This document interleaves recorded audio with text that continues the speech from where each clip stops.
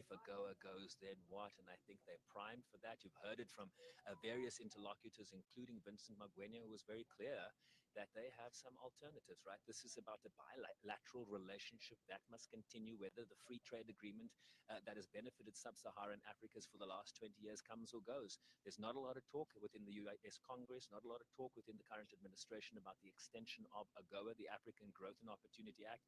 So one has to be positioned for any alternative. And my sense is that Parks Tau has been in a granular way dealing in terms of the options that they will be presenting today.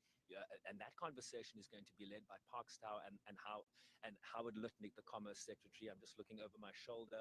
Still not seeing President Ramaphosa's car, but I'm sure he'll be arriving very, very shortly.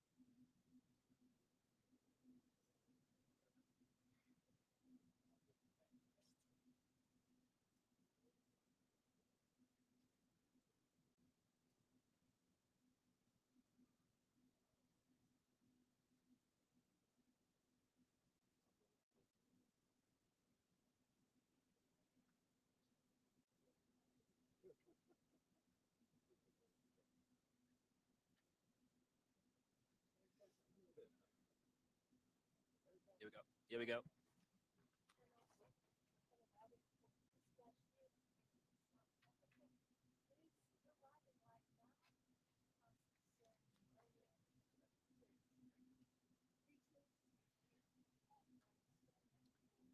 Here we go, guys.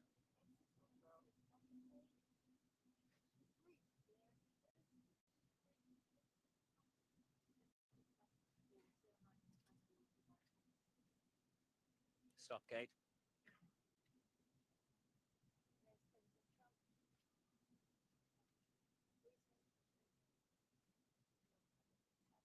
All right, we are just positioning our camera. We should see the President of South Africa emerge. Much delayed arrival here. Happened about 34 minutes ago. And there we go.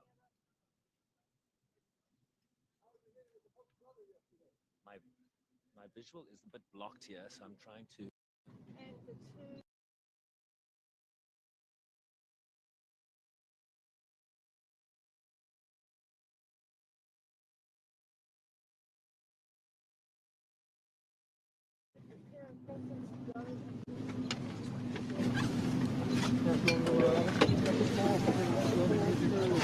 So the president didn't arrive? Trump didn't? Oh, it was President. Oh, okay, confirmed. President Trump did meet President Ramaphosa. My apologies for that, guys. Everything just got blocked.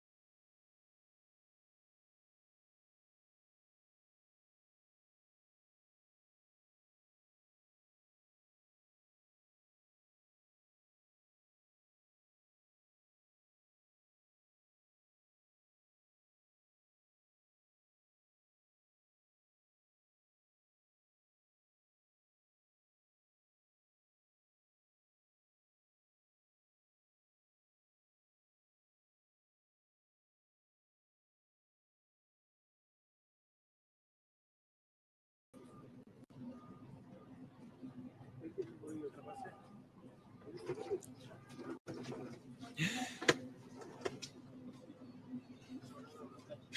hole. Big hole. Coming off that, guy. Hey, sir. What? You gotta come by. What? Yeah, the military honor guard is going to leave now. They're going to march off. They've now done their duty, welcomed the South African president. He was welcomed by the US president. My line of sight was suddenly blocked at the last moment. But as Sophie correctly pointed out, these are difficult moments, especially if you're in the press corps. There's a lot of interest around this visit, and that should be of no negative consequence to the South African delegation. They want as much attention as possible, given the goals they've set for themselves in terms of this visit. You talk about the South African delegation. Let me start with the Labour being represented here. COSATU President Zingiswa Losi, Adrian Gore of BUSA, Business Unity South Africa, the Vice President, and of course the CEO, the Group CEO of Discovery Limited. You have, you saw there just a short moment ago, Johan Rupert, the Richmond founder and Remgro chair, of course, has the ear of both Ramaphosa and Trump, very close to both presidents. Retief Goosen, Ernie Els, professional golfers. What does Donald Trump love? A lot of golf, and the golfers will be in the room. John Steenhuisen, Parks Tau, Kumbuta and Chabeni, Ronald Lamola, the quartet of cabinet ministers that have been very engaged in briefing the president here.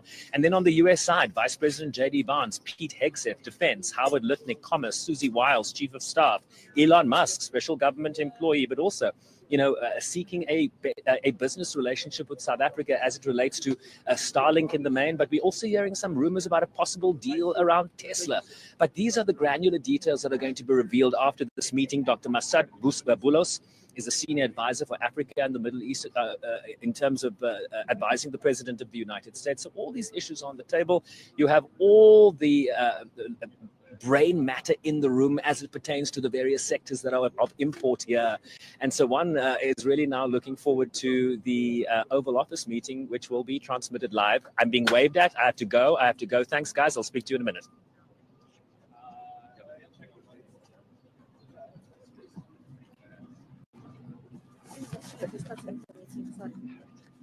Sorry, guys. Going. Please speak to Carl and put in connection with the pool.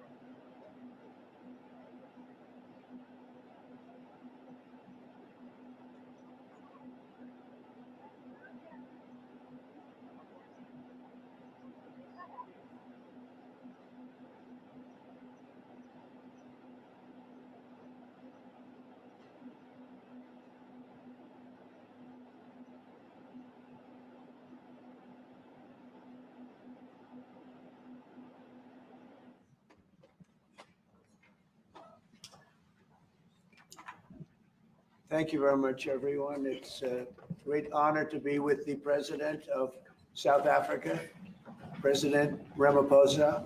And he is a man who is certainly in some circles really respected, other circles a little bit less respected, like all of us, in all fairness, like all of We us. all like that. We also have a few of my friends. Ernie Els, a great golfer. He's a truly great golfer. Retief Goosen, who's other really, we call him really a great golfer too, Ernie, right? You two guys are fantastic. And we could add Gary to the group, Gary Player. What a group of golfers South Africa's had. Yes, yes. There must be something in the water, right? It's Yes. something good. These two guys are It's the unbelievable. water. It's the water set. Yeah, Gary's Gary. And David Frost, also another one that I Yes. know is such a great one. Indeed. Was he as good a putter as they say, David? He's a putter. He's a putting machine, right? Absolutely. But he's another one. So something very good about South Africa in golf, and golf is still doing great in South Africa. And they have young players I hear coming up that are going to be very good. But it's an honor to have you here, and my friend, it's an honor to have you, one of the greatest businessmen in South Africa and long beyond. Thank you for being here. It's very, very great honor. Appreciate it. So we're going to be discussing certain things. As you know, we have the G20 is going to South Africa. When is that going to be? In November. In November. And thereafter, I hand over to you. And Yes, we have it next. you originated the G20, so I'll hand over the baton to you, and then you lead the G20 We're in the gonna have world. it. We're gonna have it the following Yeah, year. yeah. So we'll be discussing many things, and some of the things you've been reading about in the papers Yes. and the media. And I would say that, look, the president is a truly respected man in many, many circles, and in some circles he's considered a little controversial. But we're going to be discussing some of the things that are taking place in South Africa and see if we can help. And we want to help. And we've had a long relationship with South Africa. I have, because indirectly I have so many friends that live there. I have a lot of friends. I mean, these are famous guys, but I have a lot of friends that live there that are tremendous people. And we'll be discussing that. We'll have a nice conversation. And I really appreciate that you guys came along. It really helps us in our thought process. But it is a great honor to have you, and I appreciate you called. He called. I don't know where he got my number, but I picked up. He said, I want to come over and see you. And that was my honor, and thank you very much for being here. You're most welcome. Thank you Most very welcome. much. Well, thank you very much for welcoming us to this reformed White House. I've been here before, and it looks really fantastic. I must congratulate you. Thank you. But I also thank you for allowing our delegation. This is a very mixed delegation that you've got. We've got people from government, my ministers. I've got someone from the trade union movement who we really collaborate with, and from business as well, and our sporting legends. When I spoke to you, you said, yes, come along and bring Gary Player, bring Ernie Els and Retief Goosen. I brought the two of them. Gary Player, I spoke to him, and he said, look, I'm getting rather on in my years, but wishes us luck in this discussion with you. So it's a real joy. And I'd also like to thank you for allowing your people to start discussions with us at the trade level. I mean, we are essentially here to reset the relationship between the United States and South Africa. We are long-standing partners in many, many ways. We've collaborated in many fields, in space issues, in energy, and in trade.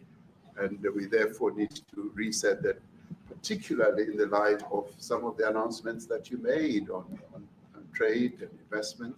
So we want to advance more trade between the two of us, two countries, and our people now have been empowered by yourself and by myself to start engaging, and we hope that we will be able to fuel that engagement during our talks. And we also want to discuss issues that have to do with how we promote further investments in both countries. We've got about 22 companies from South Africa that have invested in the US, thus creating a number of jobs.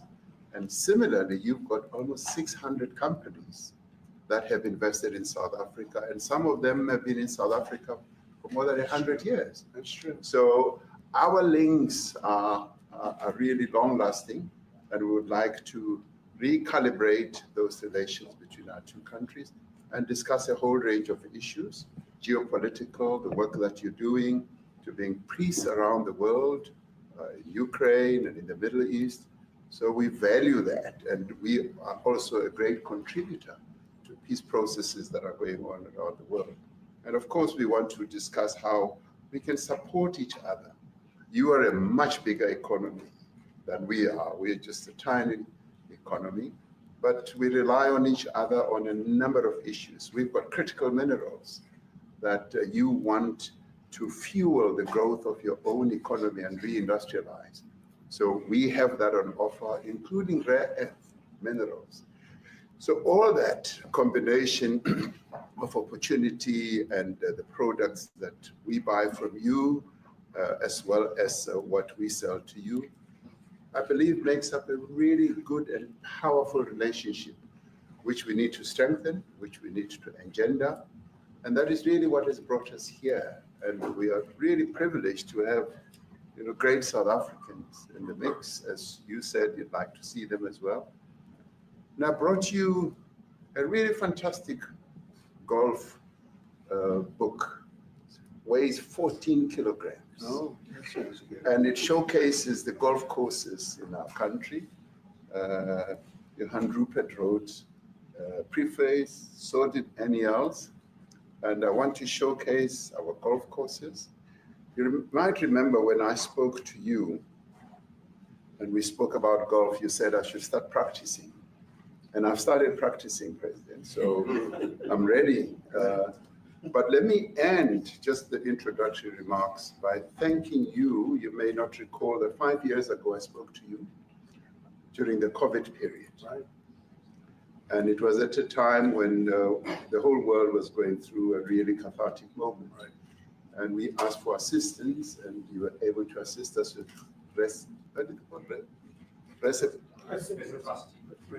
respirators, and you kept to your word, and you delivered respirators to us. We didn't have as many in our country, and it really helped to help us deal with COVID. So I'm here also to say thank you and to thank the people of America for having helped us during a really difficult time. Being the small economy that we are, we needed help from around the world. And you were there to provide that. So thank you very much. I remember the call. Yeah. We sent 150 respirators. We became the respirator king. We started making them. Nobody had them. We had very few of them. That's right. But they were very helpful. But we sent 150, and I appreciated the letter you wrote me a letter. That's right. Yeah. Thank you. Well, I appreciate that very much. Thank you very much for that. It really touched my heart after I spoke to you and you delivered. So, Great honor. thank you very much. Yeah.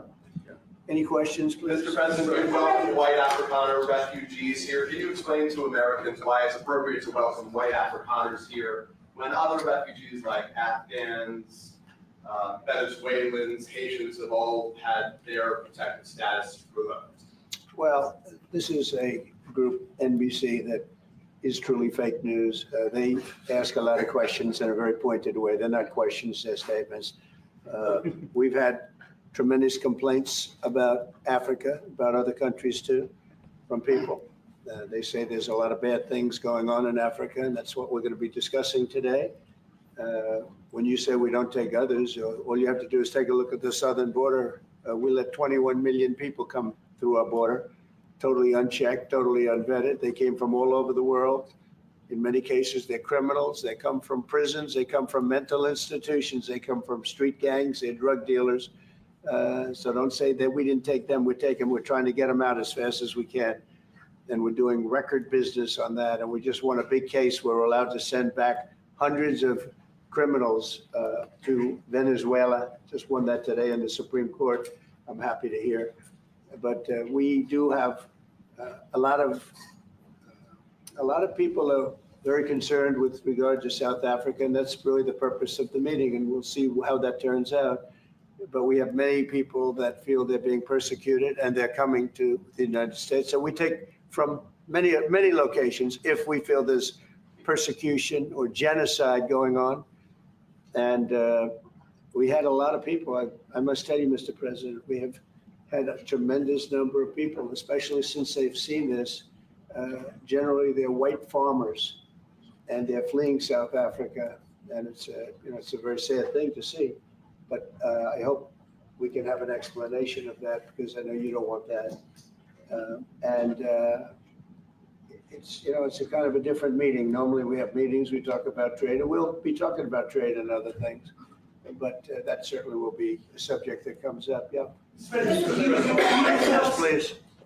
Brian? Thank you very much. I'd like to get your thoughts on Letitia James, Director Polte. According to him, Letitia James says that the alleged mortgage fraud was simply a mistake.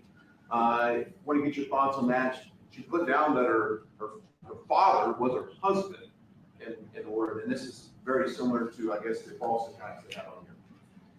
Well, I don't know what it is currently, but Letitia James, who's the Attorney General of New York State, it seemed, I'm not involved in that at all. I know that it's being handled by various groups, I guess, but it's major fraud, mortgage documents, and fraudulent everything. I think she said the father was her husband, which she had to have a husband, or so she chose her father, and she put it down. And she had didn't she sign in Virginia? Yet she said she lived in Virginia. Yet she's the New York State Attorney General. She did that for tax reasons, so she could take advantage of taxes. And she had the wrong number of units. She had a much different number, which wouldn't have allowed her to qualify and scam the government. So I don't know. I think she's very bad for New York, but I really don't know too much about it. But I appreciate the question. Thank you very much. Yes. Mr. President, for you to be convinced that there's no genocide. Please. Thank you, Mr. President. So May 25th will be the celebration of Africa Day, which pretty much a lot of celebrations will be taking place around the world, including here in the United States. What is your message to the entire African continent, African people in this important occasion? Well, I want to see peace, and I want to see happiness. I want to see health, and you have incredible land. There's tremendous value. A lot of countries don't have that value in the land, the value you have. We have a situation, I think you probably heard about it. We've done, through some very talented people, help settle a war that's been raging for years, Rwanda and the Congo. And I think we've done it. Believe it or not, I think we've done it. And could you just say a few words about that, my friend? Yes. A couple of weeks ago, they signed, the two parties signed a declaration of principle in which they agreed on the way forward. And they have both submitted their draft peace agreements. And we have put together one that incorporates both of their suggestions, and we've given it to them. So we're in the process of finalizing. Looking this. good, right? Looking very good. No, we have to thank you for even those efforts, because the African continent, particularly SADC, our Southern African Development Community, has for years been seeking to foster peace in the Democratic Republic of the Congo. So all efforts, including those from outside the continent and inside the continent, are really worthwhile. We are removing our troops from there so that peace can then prevail in that whole area. And we hope that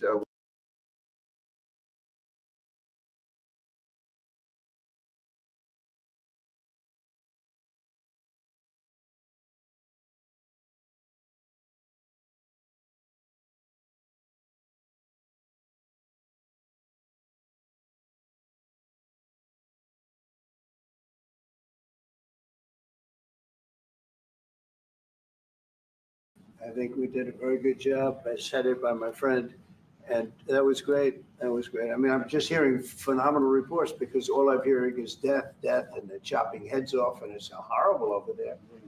And it was really brave of you to go there, and I really appreciate it. And it looks like we have something very, very substantial. We also talked about trade with them in terms of rare earth and all, but really more for it's like, if you take a look at what we just did with Pakistan and India, we settled that whole thing, and I think I settled it through trade. We're doing a big deal with India, we're doing a big deal with Pakistan, and I said, what are you guys doing? You know, somebody had to be the last one to shoot, but the shooting was getting worse and worse, bigger and bigger, deeper and deeper into the countries, and we spoke to them, and I think you know, I hate to say we got it settled, and then 2 days later, something happens, and they say it's Trump's fault, but Pakistan has got some excellent people and some really good, great leader. And India is my friend, Modi. And he's a mutual friend. Yeah, he's a great guy. And I called them both, and we just did something good. We're trying to settle Russia, Ukraine. We spoke with President Putin for 2.5 hours the day before yesterday. I think we made a lot of progress, but that's a bloodbath. 5,000 people are being killed a week, 5,000 soldiers a week, not including people in cities and towns that are also being killed. So we're trying to help. And it doesn't affect us. It's not our people. It's not our soldiers. It's Ukraine and it's Russia. But if we can save 5,000 souls, we'll do it. You know, pretty good at it. But that's a bad situation. That is a really bad situation. Well, you'd recall when President Zelensky was coming to South Africa, that's when I spoke to you. That's right. We both agreed that we need to push the peace message so that there can really be peace. And we've been involved in the Ukraine-Russia conflict for quite a while. Through my Minister of State Security here, we've been dealing with them in the exchange of children who were taken away, going through names and addresses and all that. So we've been invested in that whole process as well. And the moves that you're making are fully supported by us because we would like to see the end of that war. It's true. I called Zelensky and they said, he's in South Africa. I said, what the hell is he doing in South Africa? He was talking to us. We got this thing. That's a strange one. He said, what are you doing in South Africa? Yes. That's a strange one. He's trying to make peace. We taking it, you know, we were lucky because we had the great Nelson Mandela who taught us how to create peace, to make peace. So we were imparting some of those lessons to him, some of those learnings. And I specifically mentioned to him that this is how Nelson Mandela taught us that when you want to have the peace in a country, do it on an unconditional basis and sit down and talk.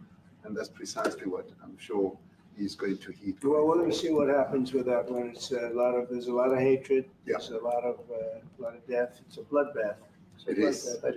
Unfortunately. I get the satellite pictures of that field, of that killing field. Mm. You never saw anything like it in your life. It's horrible. It's a horrible thing that goes on, but I think we've made big progress. Yeah, please, go ahead. Thank you, Mr. President. No, not you. Right here. He's from South Africa. Go ahead, please. What are you expecting on the ICJ case? Are you expecting South Africa to drop that? Is that what you're trying to do? On which case? The ICJ The International case is Criminal Justice. International Criminal Court. I don't expect anything, to be honest. I really don't. I don't know. It's they've got a case. There's a lot of anger there, tremendous anger. I don't expect anything. We'll see what happens. We'll have a ruling, and who knows what the ruling is going to mean. Yeah. On that subject of Gaza, Mr. President, are you going to be speaking to Prime Minister Netanyahu about Israel's renewed offensive there? There's been a lot of concern from European countries. The Pope has expressed concern. Are you going to be asking Prime Minister Netanyahu to tone down the offensive in Gaza to let more aid in? Was that a question or a statement? It's a question. This guy, you never change. Mr. President, this time, what will it take for you to be convinced that there's no white genocide in South Africa? Well, I can answer that for the President. It's, for him, no, seriously. I'd rather have him answer. Yeah, I'd rather answer that. It will be, Our president will respond to you. Yeah, Thank you, Mr. President. it will take President Trump listening to the voices of South Africans, some of whom are his good friends, like those who are here. When we have talks between us on the quiet table, it will take President Trump to listen to them. I'm not going to be repeating what I've been saying. I would say if there was Afrikaner farmer genocide, I can bet you these three gentlemen would not be here, including my Minister of Agriculture. He would not be with me. So it'll take him, President Trump, listening to their stories, to their perspective. That is the answer to your question. But Mr. President, I must say that we have, wait. We have thousands of stories talking about it. Sure. And we have documentaries, we have news stories, and that, is Natalie here, somebody here to turn that? I could show you a couple of things, and it has to be responded to. Yeah, sure. Let me see the articles, please, if you would, and turn the lights down, and just put this on, it's right behind you. Johan. There's nothing this parliament can do. With or without you, people are going to occupy land. We require no permission from you, from the president, from no one. We don't care. We can do whatever you want to do. Who are you to tell us whether we can occupy land or not? We are going to occupy land. South Africa occupy land. That's who we are. We can withdraw my membership from this useless parliament. Yes, honorable member. Must never be scared to kill. A revolution demands that at some point there must be killing, because the killing is part of a revolutionary act. Shoot, kill, Namasa, kill the poor, the farmer, kill the poor, the farmer, pa, pa.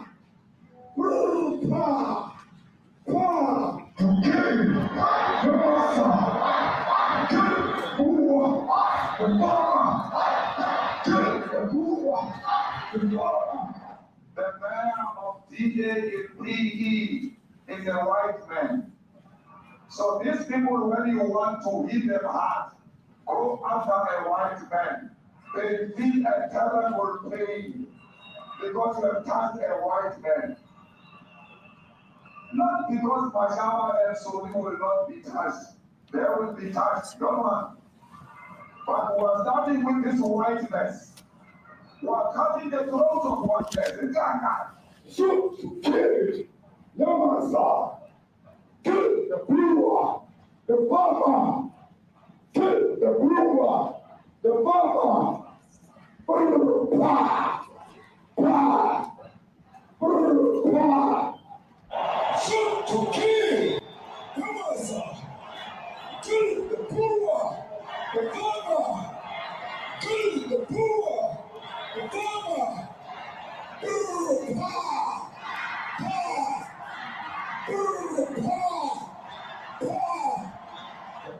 I don't know what's going to happen in the future. I'm saying to you, was not called for the killing of white people, at least for now.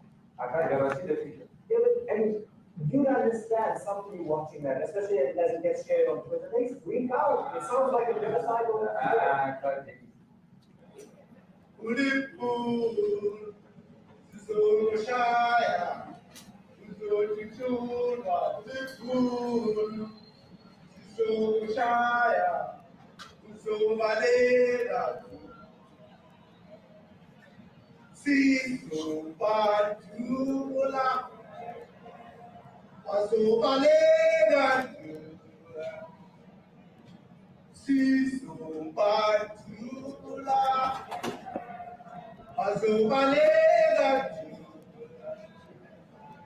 who will expropriate land without compensation, whether they like it or not. If they object, they can seek refugee in America. Now this is very bad. These are burial sites right here. Burial sites. Over 1,000 of white farmers, and those cars are lined up to pay love on a Sunday morning. Each one of those white things you see is a cross, and there's approximately 1,000 of them. They're all white farmers, the family of white farmers. and those cars aren't driving, they're stopped there to pay respects to their family member who was killed. And it's a terrible sight. I've never seen anything like it. Both sides of the road, you have crosses.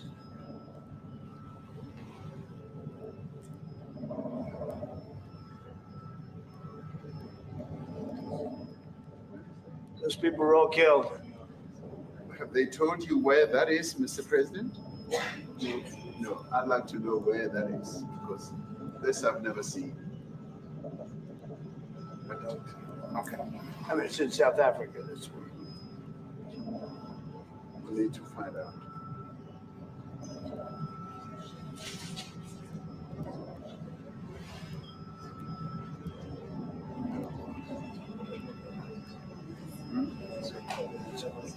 I don't know. Those people.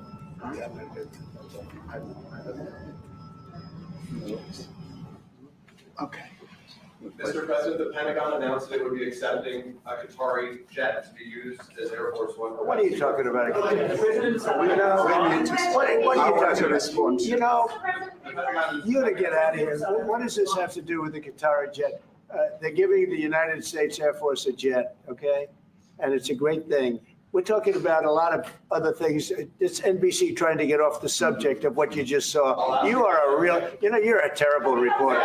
Number one, you don't have what it takes to be a reporter. You're not smart enough. But for you to go into a subject about a jet that was given to the United States Air Force, which is a very nice thing, they also gave $5.1 trillion worth of investment in addition to the jet.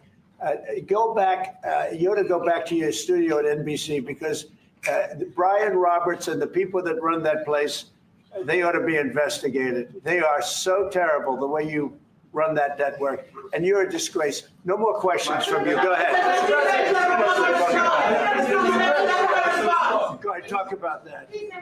His name is Peter something. He's a terrible reporter. Quiet. Let's go. Thank you so much, President Trump, and the last from EMCA in South Africa. Thank you very much. Thank you very much. What would you like President Ramaphosa to do about the situation that we've just seen on the screen? I don't know. Look, these are articles over the last few days. Death of people. Death. Horrible death. Death. I don't know. To pick anyone, white South Africans are fleeing because of the violence and racist laws. And this is all, I mean, I'll give these to you. So when you say, what would I like to do? I don't know what to do. Look at this. White South African couple say that they were attacked violently. And President Trump, when will you go and see for yourself if it is? well, I could do that. Look, here's burial sites all over the place. These are all white farmers that are being buried. And he asks about a jet that was given. You ought to be ashamed of yourself. You know, you are so bad. You're such a bad reporter.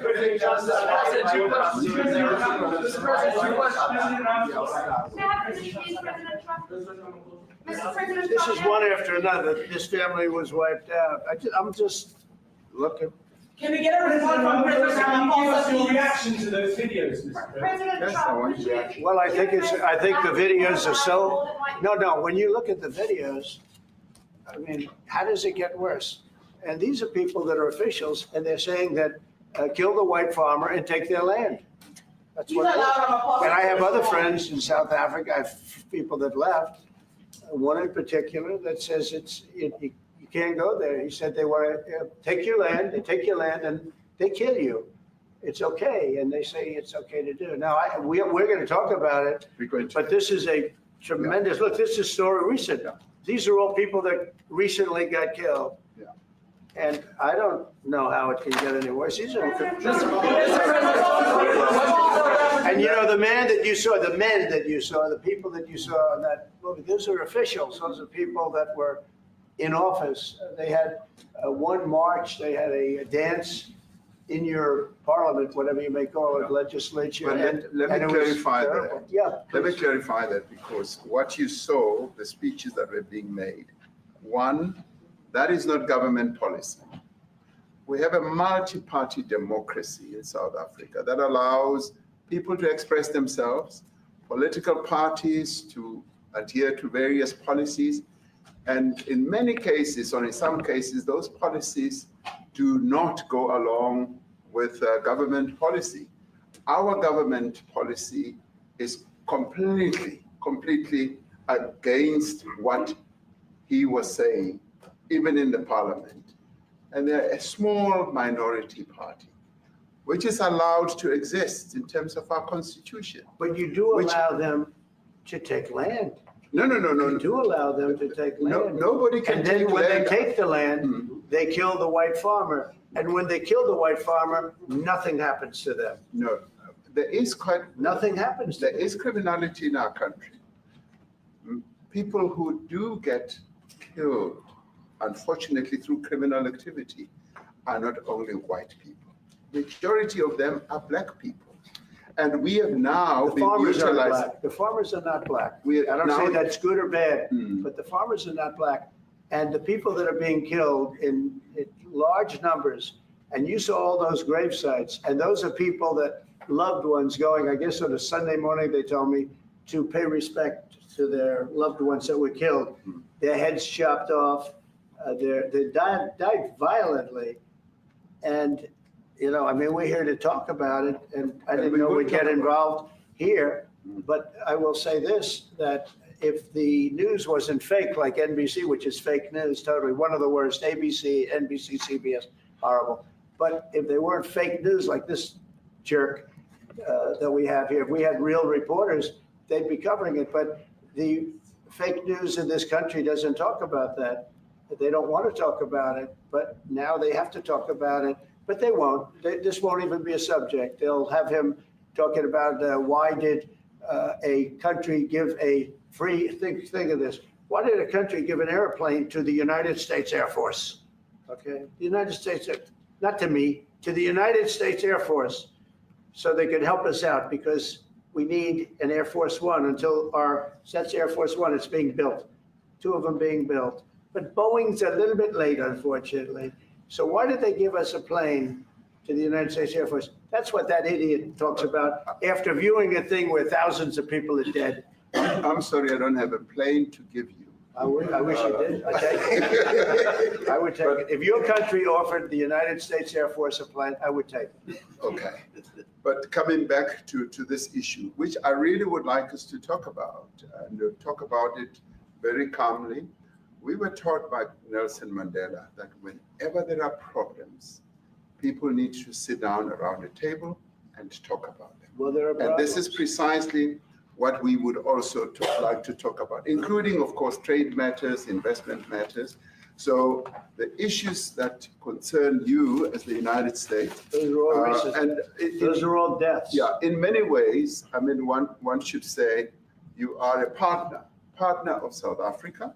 And you are raising concerns, and these are concerns that we are willing to talk to you about. Let me just add quickly, you know, the criminality that we are experiencing in our country needs quite a lot of technological capability. And in one of our areas in South Africa, we're using US technology, which is able to in many ways identify where shootings are happening and all that. And I'd like to talk about that because there is support that we can get from you as the United States to help us deal with all these acts of criminality. And that is what I believe partnership is all about. And we are here as a partner so that we can help each other whenever there are challenges. So I'd like us to discuss it, and of course, outside of the media, so that we sit down and have a really good discussion that will lead to good outcomes. Are there any other punitive measures that could be in place should you not be satisfied that South Africa is fixing some of the very bad things in the comments that you tweeted are happening? Well, there are a lot of bad things happening in many countries, but this in particular has been very, very bad, very bad. And because of we're going to have the whole world watching it another short period of time because you have the G20, and that's a big deal. And it seems like, I mean, I want you to look good. I don't want you to look bad. Very good. But we have hundreds of people, thousands of people trying to come into our country because they feel they're going to be killed and their land is going to be confiscated. And you do have laws that were passed that gives you the right to confiscate land for no payment. You can take away land for no payment. I want to clarify that because we have a constitution. Our constitution guarantees and protects the sanctity of tenure of land ownership. And that constitution protects all South Africans with regard to land ownership. However, we do say, because we've got to deal with the past, the government, and as your government also has the right to expropriate land for public use. And you're doing that. And we've never really gotten underway with that. And we are going to be doing so. You're taking people's land away we have not. from them. And those people in many cases are being executed. They're being executed. And they happen to be white, and most of them happen to be farmers. Mm-hmm. And that's a tough situation. I don't know how you explain that. How do you explain that? They're taking people's land away, and in many cases, those people are being executed. And in many cases, it's not the government that's doing it. It's people that kill them and then take their land, and nothing happens to them. But we have thousands of people that want to come into our country. They're also going to Australia in a smaller number. But we have thousands of people that want to come into our country, and they're white farmers, and they feel that they're going to die in South Africa. And it's a bad thing. Yeah, what can South Africa do? What concessions would you like to see them make to improve relations with the United States? Then I have one more for President Ramaphosa afterwards. Well, we just spoke about, I got them a very, very complex machine, 150 of them. I was asked by the president if it could help, and I did that. And, I have great feeling for all countries. I deal with all countries, but I have a great feeling for South Africa because I have friends. I have a couple of friends, a few friends here today. I have many friends from South Africa, but many of those friends are not, they can't go back. I have Elon is from South Africa. I don't want to get Elon involved. That's all I have to do, get him into another thing. But Elon happens to be from South Africa. This is what Elon wanted. He actually came here on a different subject, sending rockets to Mars, okay? Yes. He likes that better. He likes that subject better. That's right. But Elon is from South Africa, and I don't want to talk to him about that. I don't think it's fair to him. That's right. But I will say that people are fleeing South Africa for their own safety. Their land is being confiscated, and in many cases, they're being killed. And that scene of, you see how many crosses they have. Those crosses, that's a dead person in every one of them. And those trucks or cars are paying their respects to all of those dead people on a Sunday morning. That's a rough thing to explain away. And the problem we have, and the way, a correct and a fair media exposes things. But we have a very corrupt media. They won't even report this. If this were the other way around, it would be the biggest story. Now, I will say apartheid, terrible. That was the biggest story. That was reported all the time. This is sort of the opposite of apartheid. What's happening now is never reported. Nobody knows about it. All we know is we're being inundated with people, with white farmers from South Africa. And it's a big problem. Marco Rubio was telling me he's never seen anything like it. The numbers of people that want to leave South Africa because they feel they're going to be dead very soon. Yes, please. I was going to say, Brian, go. If I could just ask you a question. 72% of farmers in your country are white. If they flee, do you feel that maybe the economy could collapse? You may not have a gap to fill in those people that need to replace those farmers. I'd like my Minister of Agriculture, who is white, who comes from an opposition party to mine, who's joined my government at my invitation to address this very issue, including the question that you've just raised. John? Thank you very much, Mr. President. Yeah. Mr. President, thank you for welcoming us to the White House. I would say we have a rural safety problem in South Africa. I don't think anyone wants to candy coat that. And it requires a lot of effort to get on top of it. It's going to require more policing resources. It's going to require a different strategy to be able to deal with it. But certainly the majority of South Africa's commercial and smallholder farmers really do want to stay in South Africa and make it work. And I've just come from the largest agricultural show in the Southern Hemisphere with organized agriculture and farmers, and the majority of them want to stay.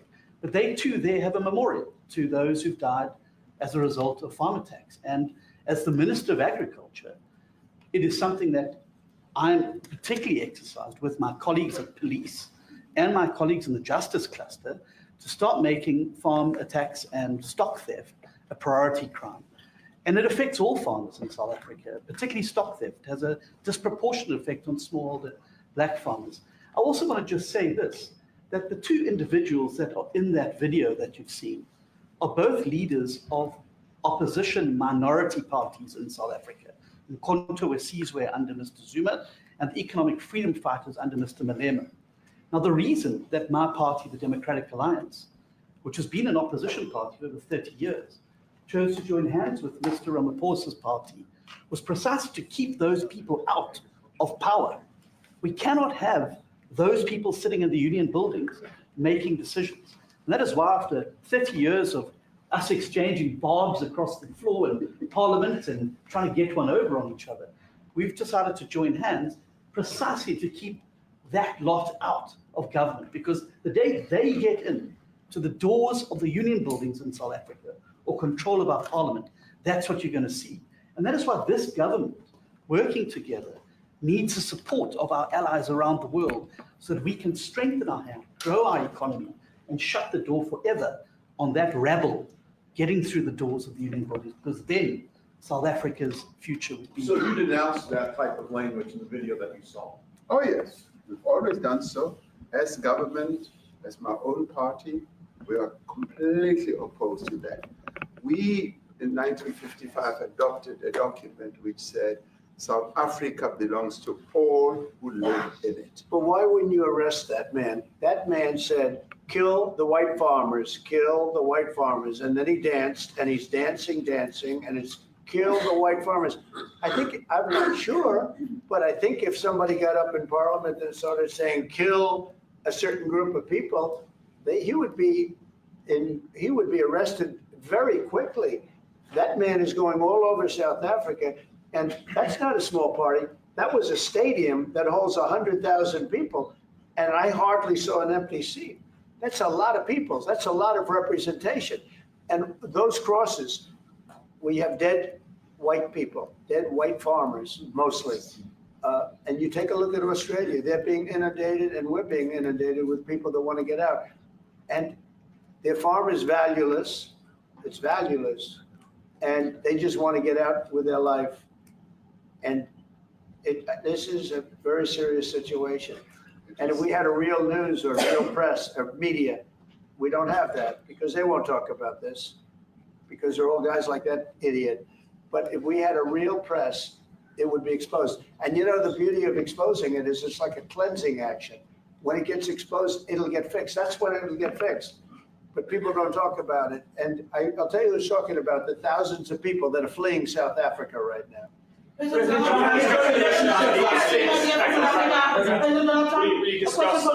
discussed USAID and the devastating impact the cuts are having across the African continent. You know, it's devastating, and hopefully a lot of people are going to start spending a lot of money. And I've talked to other nations. We want them to chip in and spend money too. And we've spent a lot, and it's a tremendous problem going on in many countries. A lot of problems going on. The United States always gets the request for money. Nobody else helps, as you know. Europe doesn't help. Europe hasn't given anything. All they do is sue our companies. You know, they sue Apple, and they sue all of our companies. Apple had to pay $17 billion on a nonsense lawsuit. Very unfair. But we're going to always be there to help.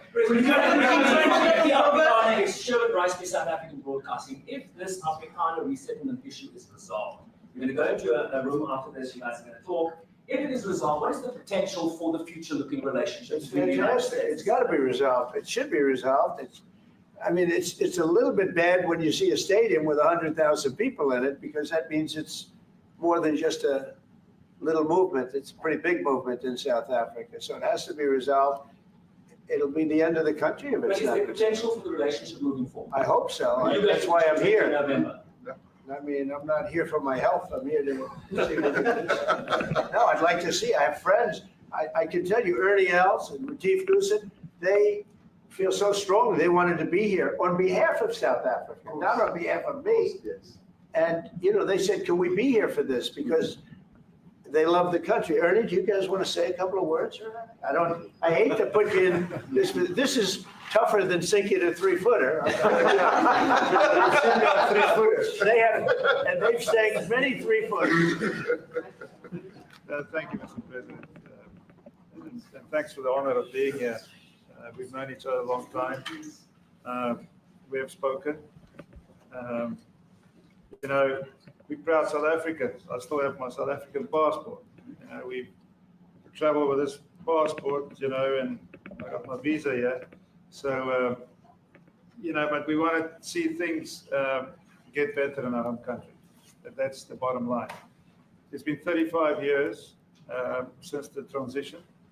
President Ramaphosa was right in the middle of the transition time in 1990 and before that. So it's been 35 years of ANC government. And I know there's a lot of anger, through the transition. There's also a lot of stuff happening in the apartheid days. We grew up in the apartheid era. But I don't think two wrongs makes a right. President Mandela, when he came out of prison for all that time, didn't come out with hatred, and really unified our nation through sport. We won the Rugby World Cup in '95. 4 times. We won the African Nations Cup, soccer. We won some majors as golfers and so forth. So what I'm trying to say is, this has been a long time coming. That's why we really wanted to meet you, meet the administration, and see our way forward, because we still want to see our country flourish. We've got some great things going on. Business is getting involved with government. Farmers are getting involved in local municipalities, trying to rebuild some of the infrastructure that's been decaying for a long time. So there's a lot of coexistence going on and help from a lot of areas. But I feel we need the US to push this thing through. We've got a great ally. We can have the US. It's always been an ally of South Africa for a very long time. Even in the days of the war, up in Angola, you guys helped us. So very important for us to have your support and get the change we need. Boy, did you do that well. You might have done that even better than he plays golf, which is almost impossible. Johan, please. Sorry, Mr. President, if you had to wind all of those tapes properly, you will see I'm the biggest target of that rabble-rouser. Number one for over 10 years, Mr. Malema. In fact, the first time I met him, he was in the youth league with that gentleman. And look how he's changed. Right. We have too many deaths, but it's across the board. It's not only white farmers, it's across the board. And we need technological help. We need Starlink at every little police station. We need drones. I actually got drones donated for the peace parks to stop elephant and rhino poaching. And his predecessor stopped the importation because he said the United States would spy on us. I mean, you as SpaceX, the ridicule. So if you can help us. Remember, sir, you and I lived in New York in the 70s. We never thought New York could be what it became. 2 commissioners, a tough mayor. We need your help to stop this awful killing. But it's across the board. Ernie is right now building a house in George. I'm building 3 cottages for my grandchildren on a farm outside Graaff-Reinet. I often go to bed without locking the door. And we have a serious problem with illegal aliens who stream across the border.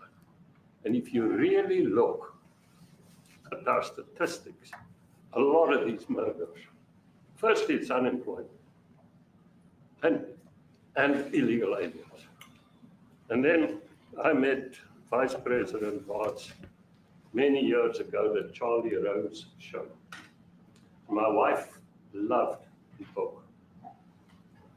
And she reminded me this morning that you emphasized the devastation that occurs when big companies leave towns and cities, and there's a culture of dependency that develops. And I remember you discussing it. Now that's our problem.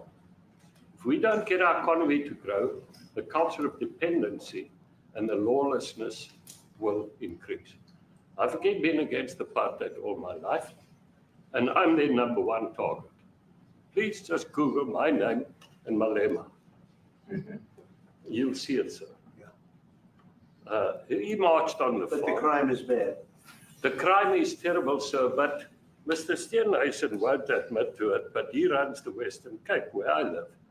And the biggest murder rate is in the Cape Flats. Gangs. We've got gang warfare. Like your M33, what were these guys?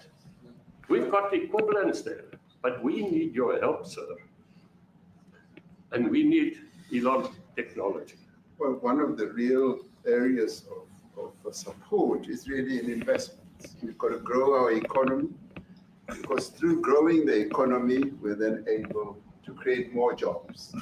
Because crime really thrives where there is inequality and unemployment. And that is one of the reasons that has brought us here, to improve our investment relations, our trade relations, so that we can preserve the number of jobs that your companies have created in South Africa. By virtue of what we export to you, we are able to create up to 500,000 jobs in the auto industry, in the agricultural industry, and a number of other industries, mining, where we export things to you. And we also know that as South African companies invest here, you are also able to create jobs. So it's a mutually beneficial relationship. So our main real reason for being here is to foster trade and investment, so that we are able to grow our economy with your support, and so that we are also able to address all these societal problems, because criminality thrives when people are unemployed, when they have no other hope to eke out a living. So that is what we need to resolve. And your support, your partnership with us is what is really going to give us a strong capability to move forward. Retief, excuse me, do you have anything to say? I mean, I don't want to leave you out. You know, the guy won 3 or 4 majors. 3 or 4? No, only 2. That's a lot. By the way, 2's a lot. A lot of tournaments you won too. Do you have anything to say? Yeah, thank you, Mr. President. President Ramaphosa. I grew up in an area in South Africa that is a farmland area, Polokwane. Yep. And there is some issues up there. Obviously, my dad was a property developer as well as a part-time farmer. And yeah, some of these buddy farmers got killed. The farm is still going. My brothers run it, but it's a constant battle with farms they're trying to burn the farms down to chase you away. So it is a concern to try and make a living as a farmer. And at the end of the day, you know, without farmers, there's no food on the plate. So we need We need the And farmers your to brother produce loves the food. farming, right? He wouldn't do it, he wouldn't even want to do what you're doing, right? They love farming, they don't want to leave. But it's a struggle. Yeah, and you know, food and fresh water is the most important thing in life. You know, without those two things, you can't survive. How is the water there? The water is great, obviously. All the water comes out of the borehole, out of ground for us down there. But yeah, it is a battle to get the water out sometimes when all the equipment gets stolen all the time that you're trying to get the So water does out. your family and your brother, do they feel safe on the farm? They live behind electric fences, you know, try and be at night safe. But it is constant whenever you leave that something could happen. And There's nowhere to live. you know, both of them has been attacked in their houses. My mom's been attacked in her house when she was 80. So it is difficult. But you know, the guys live a great life despite everything going on. Something. President Trump, I brought along the president of the largest trade union in our country, Ziggy Solosi, because she leads many, many workers, more than 1 million, 2 million workers. And maybe we should give her a chance to say something because she's come all the way to join us. Thank you very much, Mr. President Trump, Thank you. for having us, and President for extending the invitation to us as organized labor. And I must say that we are here to support the initiative that has been made by our government with business, of course, as organized labor. We've been coming to Washington on the AGOA trade relations in the previous regime. And I think at the center of it all, for me, it is exactly what Mr. Rupert have said, the importance of us growing the economy. We have always emphasized when we were here and kept on coming and negotiating on AGOA that the 600 US companies that are based in South Africa, as you said, President Ramaphosa, 500,000 jobs will be wiped out. We need more foreign direct investment in our country. We are not just talking about those that will lose employment, but we are talking about over 40% of people that are unemployed, that have no hope of ever finding a job. And we think that, correctly, as they have said, that we need to deal with the issue of porous borders in our country so that everyone that comes in is documented. We also need to, and I would have thought that the minister would address the issue of land expropriation and how the policy works in South Africa. Recently, President, as you were preparing to come here on the news, in, I think it was in Natal, there was a handover of farms, and white farmers were saying, we are donating the land, but also there's a willing buyer, willing seller in South Africa. So there is no expropriation without compensation, but it is a willing buyer, willing seller. And that white farmer was even saying, President, that the government is even paying more in buying the land than what the land is worth of. And I think those are the realities, President, that we must say that we need to address, of course, but also the importance of agriculture linked to AGOA. People rely on it, and I think, as Retief have said, for survival and living. But lastly, for me, President, is also the issue of the crime statistics. There is no doubt about it that we are a violent nation, you know, for a number of reasons, and we're not condoning anything. But also, if you go into the rural areas where Black majority are, you would see women, elderly, being raped, being killed, being murdered. And these are Black elderly women that would be found throat slits, raped multiple times, and all of that. And the problem in South Africa, it is not necessarily about race, but it is about crime.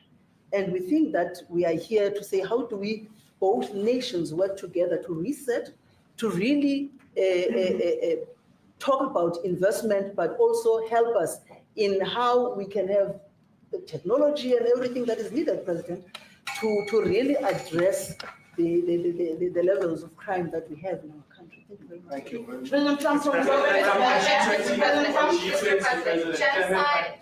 is a very strong word. I'm wondering if you've made up your mind as to whether you believe genocide is occurring in South Africa, or you still doubt, and if you have made up your mind, why invite President Ramaphosa here today?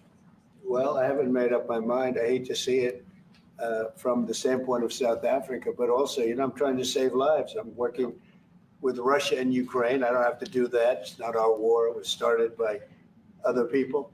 It was helped along by our past administration. It would have never happened if I were president, but I'm trying to save lives, no matter where.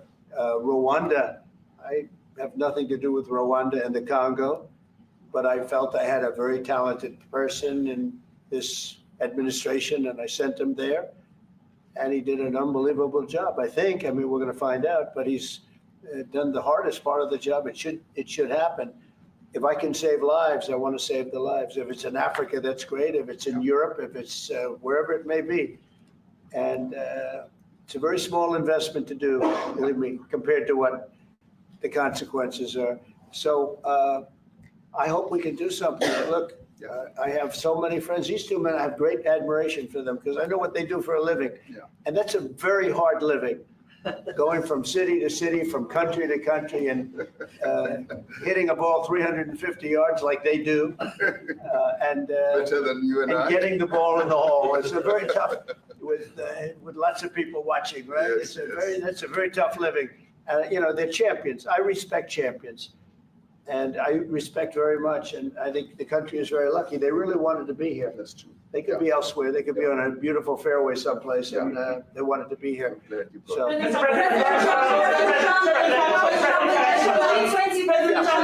name is Yanda Mobo from Newsroom Africa in South Africa. How important is it for the United States to be at our G20 summit in November, given the relationship between our two countries? You just heard what has been said to you just now. Are you coming, and are you preparing to come? So without the United States, the G20, just like the G7, used to be the G8, but brilliantly they threw Russia out. Would have been a lot better if Russia was in. A lot of people would say, oh, that's not it. Because if Russia was in, you probably wouldn't have this war. And if you had a different president, you wouldn't have the war either. But we have a G7. It's important that the United States is in both of them. I think without the United States, I really believe it's not very important. It's not the same meaning. As I said to President Trump, the US really originated the G20. And it's important that the United States continues to play a key role in the G20. And we are privileged to be the president of the G20, but we are even overjoyed that we are going to hand over to the United States, who are the originators. And for that reason, I expect the United States to continue playing the leadership role in the G20 together with other countries. And I've said when I initially spoke to President Trump on the phone, I want him to come to South Africa for a state visit. And I also want him to come and participate in the G20. And I want to gladly hand over to President Trump to take the leadership of the G20 forward in November. Thank you very much. Thank you very much. Thank you. What is it going to take to convince you? They don't want to leave. They like you so much. How much do you need?